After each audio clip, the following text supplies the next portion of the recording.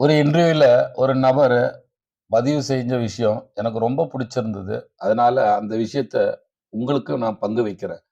ரொம்ப அழகா சொல்லியிருந்தாரு. என்னான்னா, நான் உயிரோடு இருக்கும்போது என் நலன் விரும்பாதவங்க, அதாவது பல கிலோமீட்டர் பயணிச்சு என்னுடைய 4வது வீடு வரைக்கும் வந்து 5வது வீடு என் வீடு.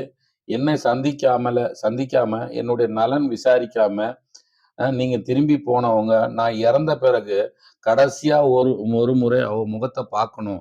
என்னுடைய குடும்பத்தினர் கூட துக்கத்தில கலந்துக்கணும். அதனால அந்த பூத உடல அடக்கம் செய்யாதீங்க, வையுங்க.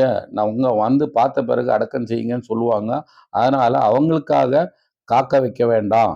நான் இறந்தால் மண்ணுக்கு சொந்தமானவன் மண்ணுக்கு சொந்தமானவன். உடனடியாக அடக்கம் செய்து விடுங்கள். ஏன்னா உயிரோடு இருக்கும்போது என்ன சந்திக்க விரும்பாதவங்க, இறந்த பிறகு சந்திச்சு என்ன பிரயோஜனம்? நான் என்ன பார்க்கவா போறேன்? அருமையான விஷயம் இல்லங்க. நான் கூட அப்படித்தான். ஊருக்கெல்லாம் போனா நெறைய பேர சந்திக்காம வருவேன். உண்மதான்.